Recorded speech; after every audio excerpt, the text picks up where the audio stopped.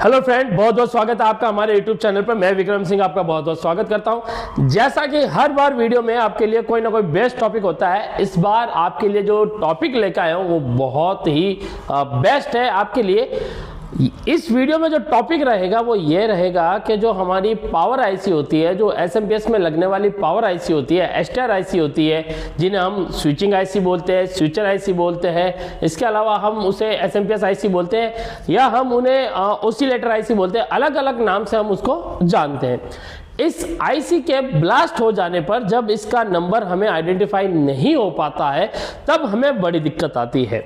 तो इस वीडियो में मैं आपको ये सिखाऊंगा, ये बताऊंगा कि कैसे हम आईसी का नंबर आइडेंटिफाई कर सकते हैं और उस जगह पर कौन कौन सी और आईसी है जो लग सकती है। तो ये वीडियो आपके लिए बहुत बेस्ट रहने वाला है। आप पता कर पाएंगे इस वीडियो में और आप ये सीख पाएंगे कि कैसे जो आईसी एसएमपीएस में लगती है, जो ब्लास्ट हो जाती है, कैसे उनका नंबर वापस आइडेंटिफाई किया जाता है कि हाँ, इस नंबर की आईसी यहाँ पर लग सकती है। तो चलिए फ्रेंड, मैं आपको थोड़ा सा पहले कुछ सिखाता हूँ इस वीडियो में।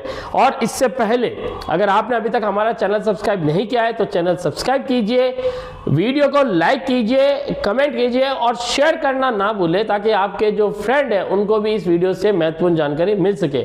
और इसके अलावा अगर आप भी AC, fridge, washing machine, micro oven, LCD, LED TV, RO, इसके अलावा ई रिक्शा, ई बाइक, होम इन्वर्टर और अदर भी कोई कोर्स करना चाहते हैं तो आप स्क्रीन पे दिए नंबर पे कॉल करके कोर्स से रिलेटेड जानकारी ले सकते हैं। तो चलिए फ्रेंड, पहले मैं शुरू करता हूं कुछ जानकारी। भाई हमें करना क्या है, हम कैसे पता करें कि किसी भी एक एसएमपीएस पावर सप्लाई जो बोर्ड है हमारा, जैसा कि एलजी का बोर्ड हो या चाहे किसी का भी बोर्ड हो, उस बोर्ड में लगने वाली जो एसएमपीएस आईसी होती है, उस आईसी का ब्लास्ट हो जाने पर हम कैसे पता करें कि इस एसएमपीएस सर्किट में ये वाला आईसी, एसटीआर आईसी लगा होता है। तो ये बहुत ईजी ट्रिक होती है, लेकिन आपको कुछ पिनों के बारे में जानकारी होनी चाहिए। किसी भी एसएमपीएस सर्किट के अंदर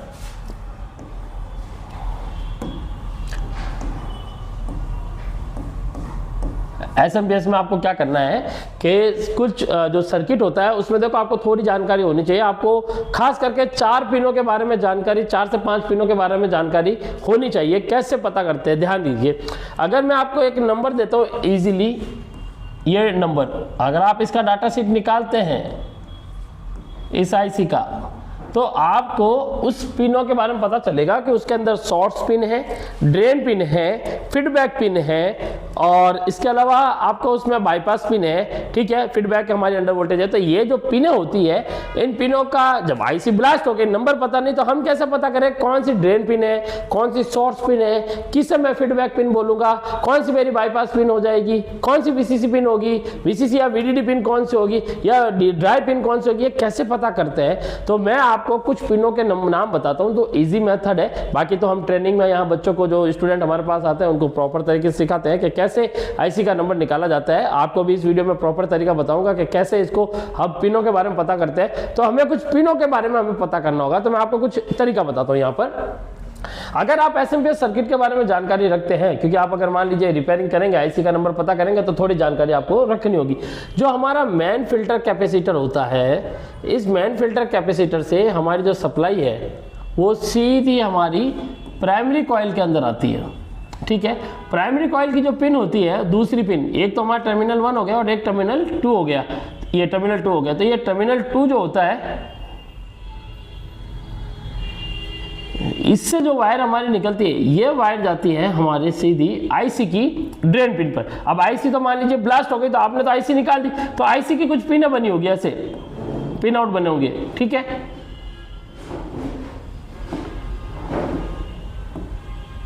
ऐसे पिन आउट बने होंगे और एक बना होगा कॉमा। तो इस कॉमा के अकॉर्डिंग ये 1 नंबर है, ये 4 नंबर है, ये 5 नंबर है और ये 8 नंबर है। तो आपको पता करना है कि इस कैपेसिटर की जो पॉजिटिव पिन है, जो हमारा 500 वोल्ट का कैपेसिटर लगा है एसएमपीएस में, उसकी पॉजिटिव पिन जिस पिन से बीप साउंड करेगी, यानी बीप कंटिन्यूटी देगी, वो पिन होगी आपकी ड्रेन पिन। ठीक है, वो आपकी ड्रेन पिन होगी। और जो ग्राउंड यानी इस मेन फिल्टर कैपेसिटर की नेगेटिव पिन से जो पिन बीप साउंड देगी वो आगे होगी आपकी सोर्स पिन। अब आपको क्या करना है, एक छोटा सा डायग्राम बनाना है अपने किसी पेपर, रफ पेपर पर, और ये पता करना है कि जैसे 1 नंबर पिन, 2, 3, 4 5 6 7 और 8। जैसा कि अगर आप पता करेंगे कि भाई मान लीजिए एग्जांपल उसका 4 नंबर पिन ड्रेन है, ठीक है, तो ड्रेन कैसे है कि वो मेन फिल्टर कैपेसिटर की पॉजिटिव पिन से बीप साउंड कर रहा है, तो वो पिन हो गई आपकी ड्रेन पिन। ग्राउंड से जो बीप करेगी वो हो जाएगी सोर्स। तो मान लीजिए आपने ये सोर्स पिन कर ली, ठीक है। अब आपको यहाँ पर क्या सिंपली कि कोई पिन खाली नजर आती है, जैसे TNY288 में जो 3 नंबर पिन होती है वो खाली होती है, तो ये 3 नंबर आपकी पिन खाली होती है, हो गई आपकी NC यानी नॉट कनेक्टेड। उसके बाद जो बाकी पिन है जो ऑप्टो कपलर से बीप साउंड करेगी, जैसे मान लीजिए कोई ऑप्टो कपलर से बीप साउंड दे रही है आपकी उसकी 4 नंबर पिन से, तो वो होती है आपकी फीडबैक पिन, ठीक है। और जो कैपेसिटर लगकर ग्राउंड के साथ जुड़ती है वो होती है आपकी बाईपास पिन। तो इन 4 पिनों के 5 पिनों के बारे में आपको पता होना चाहिए, drain, source, not connected, bypass और फीडबैक।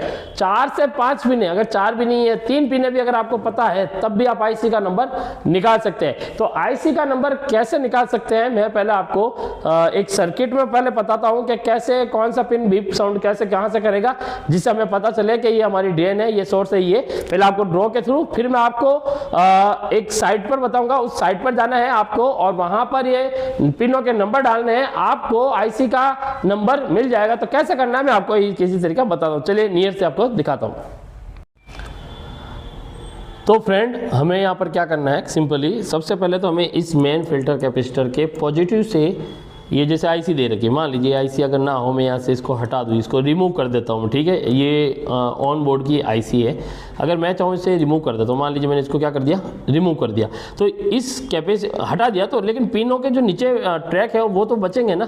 तो उन ट्रैक के सारे हमें क्या करना है, इस मेन फिल्टर कैपेसिटर के पॉजिटिव के साथ उन ट्रैक को बीप साउंड करना है, मतलब कनेक्टिविटी बजाय देखनी है कौन कौन सी पिनों में आ रहा है। तो यहाँ से इसका 1 नंबर स्टार्ट है, 1 2 3 नंबर इसका खाली है, 4 नंबर 5 6 7 8। तो ये जो पिनें खाली है यहाँ पर, इन पिनों की अगर बात करें नॉर्मली,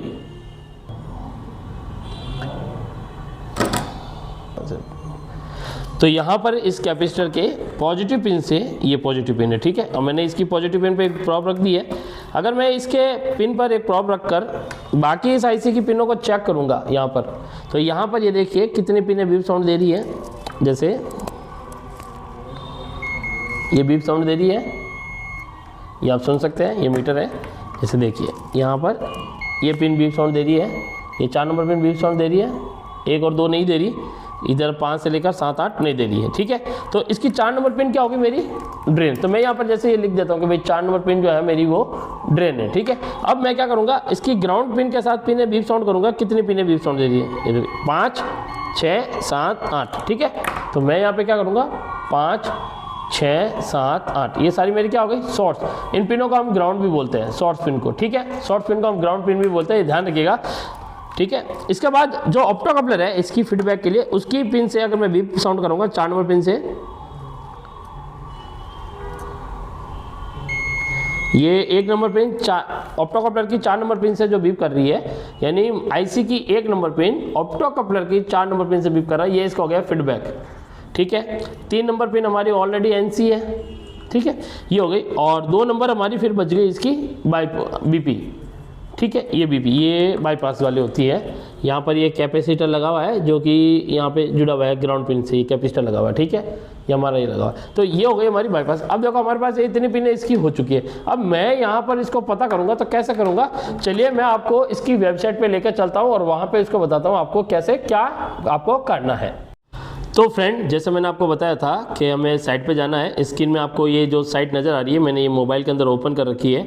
तो जैसा कि मैंने जो पिन आउट निकाला था वही इसके अंदर मुझे 1 बाय 1 भरना है। तो सबसे पहले हम क्या करेंगे कि इस साइट को जब ओपन करेंगे, ठीक है, मेरे वीडियो के नीचे डिस्क्रिप्शन में मैं आपको ये इसका लिंक दे दूँगा, आप इस साइट को ओपन कर सकते हैं, ठीक है। और यहाँ पर अब देखिए इसमें मैं पिन आउट भरूँगा। तो मैंने आपको बताया था जो पिन हमने फाइंड आउट करी है वही हमें यहाँ पर भरनी है। तो जैसे कि जो शॉर्ट्स पिन होती है, ग्राउंड पिन होती है, ग्राउंड पिन को हम सोर्स पिन बोलते हैं। तो ग्राउंड पिन में हम क्या करेंगे, सोर्स पिन भर देंगे जो हमने फाइंड आउट करी थी। तो उसमें जो सोर्स पिन था उसका नंबर था 5 6 7 8। तो यहाँ पे हमें क्या करना, 5 6 7 8 को भरना है, प्लस जो ऊपर माइनस में जो ओके कर रखा है उसको ऑफ करना है यहाँ से, ठीक है। उसके बाद इसको ओके कर देना है, ठीक है। उसके बाद फीडबैक में जाना है। फीडबैक में जाने के बाद यहाँ पर आपको क्या करना है, फीडबैक में हमारी 1 नंबर पिन थी तो 1 नंबर पर क्लिक करना है और इस ऑप्शन को ऊपर वाले को ऑफ कर देना है, ओके करना है।